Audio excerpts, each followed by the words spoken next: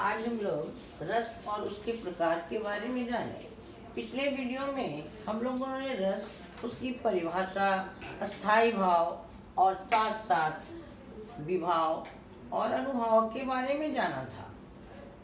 आज मैं आपको रस और उसके प्रकार के बारे में बता रही हूँ और रस के लिए अस्थाई भाव का होना आवश्यक है। ठीक है, क्योंकि रस का निष्पत्ति होना, रस का उपगत होना अस्थाई भाव पर ही निर्भर करता है। ठीक है, तो रस का उपगत होना विभिन्न प्रकार के भाव पर निर्भर करता है और जैसा भाव होगा उसी प्रकार के रस उत्पन्न होंगे। तो आज हम लोग एक बार ये देखते हैं कि किस अस्थाई भाव से कौन सा रस उत्पन्न होता है। ठीक है, तो पहले याद करें, अस्थाई भाव मैंने आप लोगों को 9 और 2 11 बताया था। 9 के अलावे 2 और काव्याचार्यों ने इसको जोड़ा है तो मिलकर हो गए हैं 11। उन 11 स्थाई भाव से 11 कौन कौन से रस उत्पन्न होते हैं, मैं अभी उसी की चर्चा आपके सामने करने वाली हूँ। ठीक है, तो याद कीजिए कि अस्थाई भाव में मैंने रति, शोक, वैराग्य, क्रोध, उत्साह, हास, भय, घृणा, विस्मय और संतति प्रेम, जिसको वत्सलता कहते हैं, और ईश्वर प्रेम, इतनी बात बताई थी। अब हम लोग देख रहे हैं कि रति अस्थाई भाव से कौन सा रस उत्पन्न होता है। तो रति से श्रृंगार रस उत्पन्न होते हैं।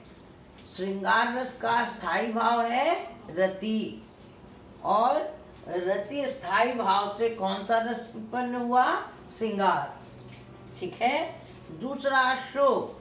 तो शोक से हम करुण रस उत्पन्न करते हैं, यानी शोक के द्वारा करुण रस उत्पन्न होता है।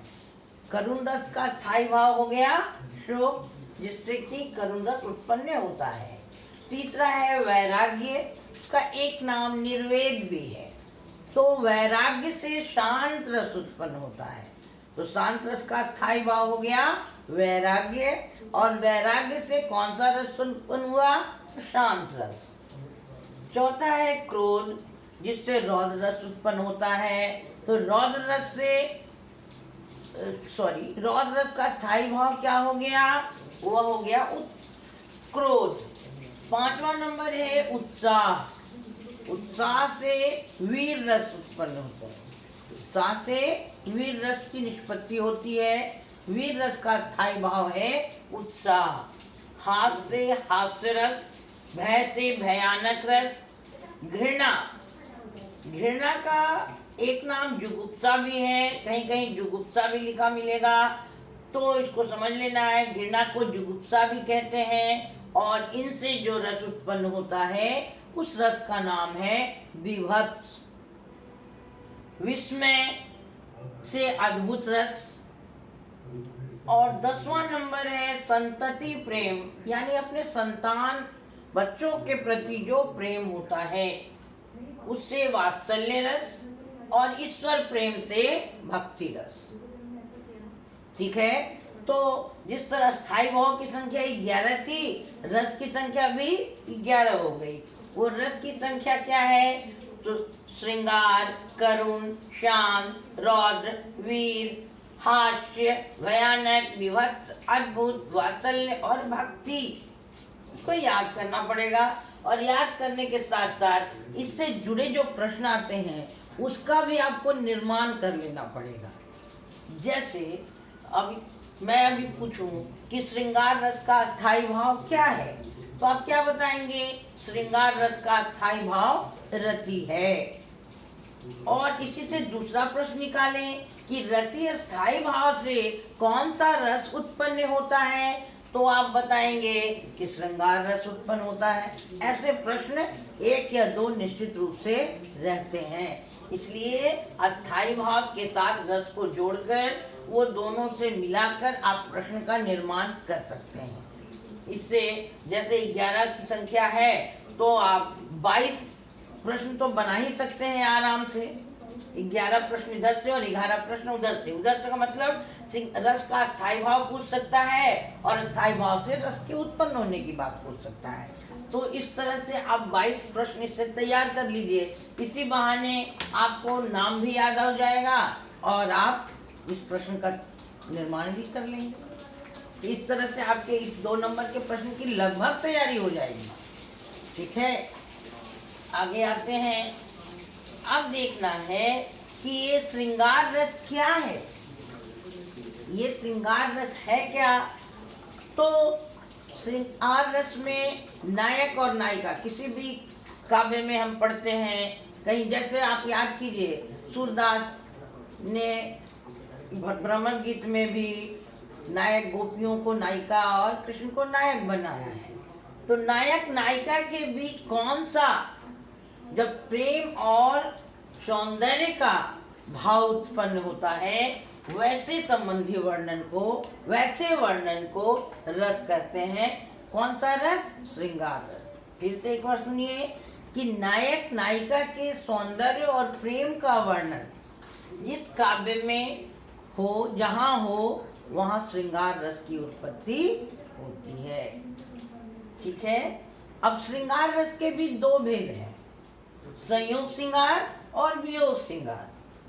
संयोग श्रृंगार और वियोग श्रृंगार। अब संयोग का मतलब ये होता है जहाँ मिलन हो, नायक नायिका का जहाँ मिलन हो रहा हो, वहां से जो उत्पन्न हो, उसमें जो हंसी मजाक खेल हो, वो हो गया संयोग श्रृंगार।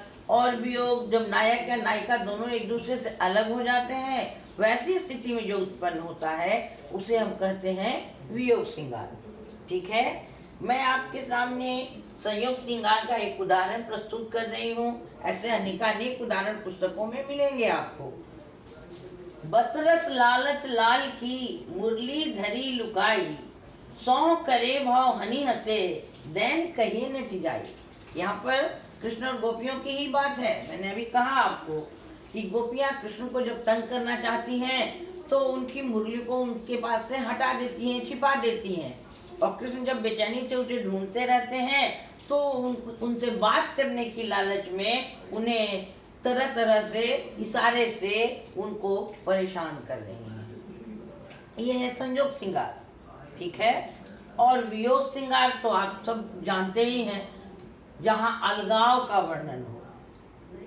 तो देखहूं तात बसंत सुहावा, प्रियाहीन मोहि उड़ उपजावा। अब बसंत, वर्षा, ऐसा मौसम भी श्री राम को अच्छा नहीं लग रहा था जब सीता जी का हरण हो गया था, सीता उनसे अलग हो गई थी। तो ये वियोग श्रृंगार का उदाहरण हो गया और ये हो गया संयोग श्रृंगार का। ठीक है, अब दूसरा है, आपको यहाँ मिला था शोक से करुण रस उत्पन्न होता है। तो जब कोई प्रिय व्यक्ति की मृत्यु हो जाती है, वो उससे अलग हो जाता है, या किसी को बड़ा कष्ट में देखते हैं, तो मन में जो पीड़ा होती है, जो दुख होता है, उसे ही हम शोक उत्पन्न हुआ और वहां से करुण रस की उत्पत्ति हुई। यहाँ एक उदाहरण आपके साथ दे रहे हैं। 2 टूक कलेजे को करता पछताता, पथ पर आता, पेट पीट दोनों मिलकर है एक, चल रहा लखटिया टेक। अब यहाँ जैसे कोई भिखारी, वह आता, भिखारी आ रहा है, उसकी जो दयनीय स्थिति है वह देखकर मन द्रवित हो गया, दुखी हो गया, हमारा कलेजा फटने लगा, उसी का ही यहाँ पर वर्णन है। अभी मैंने आपको संयोग श्रृंगार और करुण रस, श्रृंगार रस और करुण रस की बात बताई, उदाहरण भी बताया। आगे और रस के बारे में विस्तार से बताऊंगी। धन्यवाद। अगर आपको मेरा वीडियो अच्छा लगे तो आप सब्सक्राइब कीजिए, लाइक कीजिए और शेयर कीजिए।